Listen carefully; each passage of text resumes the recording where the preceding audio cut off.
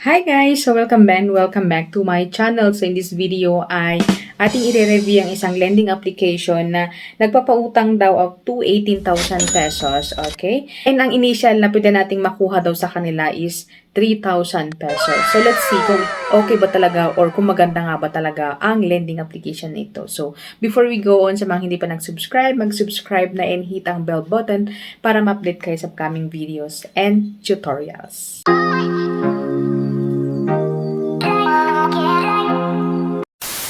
Welcome and welcome back to my channel. So in this video nga is magre-review tayo ng isang lending application. Pero disclaimer muna, video ito ay hindi po bayad. Hindi po ako isang agent.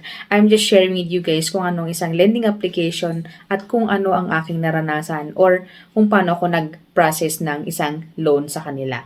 Okay? So let's go. Alright guys, so ang ating i-review ay si Tagacash or Tagacash. Okay? So, si Tagacash ay isang lending application and powered by eBarrow Lending Corporation na meron silang 2.3 stars and 3K reviews. Kahit mababa ang kanilang stars, ay re-review natin o titignan natin, malay natin guys kung maganda ang loan application na ito. Okay? So, ayon sa kanilang loan application ay loan amount or sa initial loan amount natin is 3,000 pesos and ranging from up to 18,000 pesos and payable in 90 days daw. So, yun ang ayon sa application na ito, guys. And sabi din dito na loan amount offer is 2,000 to 20,000 pesos, guys. And loan limit nito is up to 120 days and zero transaction, and then loan amount or total payment sa ating 20,000 daw na loan is 21,000. So, pagkatapos natin i-download guys, ay magpapakita agad-agad sa atin ang kanilang privacy policy, and of course ay meron din silang advisory dito na personal information collection items and collection measures sa ating special statements, SMS, application installed, and whatsoever. So, wala tayong magagawa guys kundi pindutin natin ang okay and agree para makaproceed tayo sa review ito or sa loan na ito guys. Okay? So, meron ditong panotice to our valid customers. Since we are provide online services, we can only evaluate your credit through SMS authorization and your information will be uploaded to our server. We never collect or share customer information with third party. Thank you for your trust. Okay, so yun po ang panotice nila, pero totoo nga ba? Ayan, question mark. So, okay lang natin guys, and after which is mag-aas na sila ng phone number kasi magbibigay ulit sila or magbibigay sila ng OTP na kailangan dito. And after which guys is magbibigay tayo or mag-create tayo ng password sa account na ito. Okay? So, after which is, pag na-create na tayo ng password and nabigay tayo ng number, is ito naman talaga ang ibibigay daw sa atin. So, ito ang initial na pwede natin daw makuha sa kanila or pwede nating hiramin sa kanila. Ayan. So, si Tagacash ay magbibigay daw up to or yung initial na loan amount is 12,000 pesos. Ayan, si screenshot guys. So, 12,000 pesos. Ayan. And sabi dito, loan term is 91 to 180 days. Ayan. Loan release in 15 minutes to 30 minutes. So, sa baba niya guys, pansin nyo na sabi dito, eBarrow Lending Corporation business name, Tagacash, check registered, and certificate of authority. Ayan. So, warning, private transfer of repayment are fraud. Please make repayment through app. If you have any question, please contact customer services.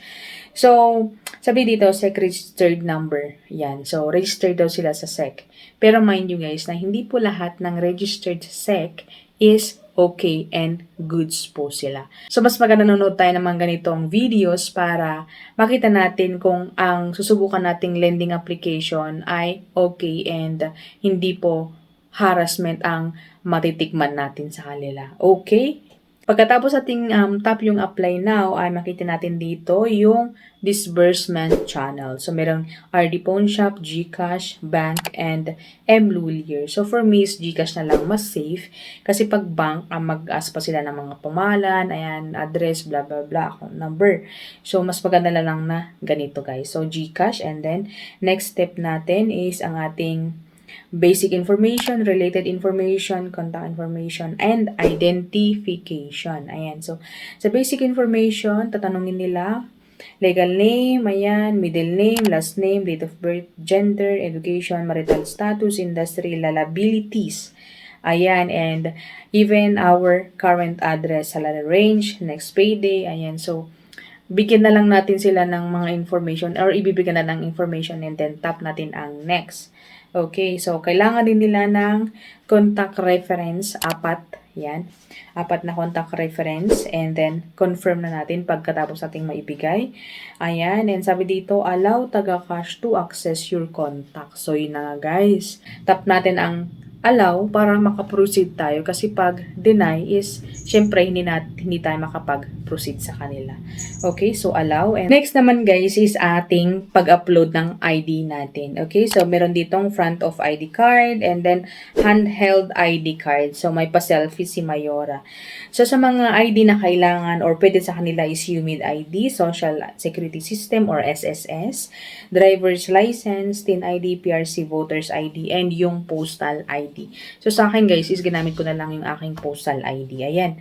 So, after which guys is, sabi dito, collection of the personal information is authorized only for comprehensive credit risk assessment and will not be leaked or shared with any organization or individual. So, totoo nga kaya? Hindi natin alam, guys. Okay? So, confirm and authorization. Ayan. And then, magpo-proceed na tayo dito. Pag okay na lahat-lahat, ay mag-check yung mga basic information, related information. Then, confirm na lang natin, guys. Okay? So, after which is selfie na. So, pagkatapos ng selfie is, dito na tayo sa apply now agad-agad. So, hindi na nila ibibigay yung kung magkano yung babawas sa ating pwedeng makuha sa kanila or service charge, kung magkano service charge. Ayan. Hindi na nila ipapakita, guys, processing na agad or review yung ating account. So, that's it my video for today kay TagaCash and until now is reviewing pa rin ang ating loan sa kanila. So, it's been an hour. Ayan. Wala pa rin pong update sa loan application natin sa kanila. So, nasa inyo guys, i-share nyo kung na-try nyo na si TagaCash. Please comment down below. So, thank you for watching guys and I hope to see you again on my next reviews. Bye!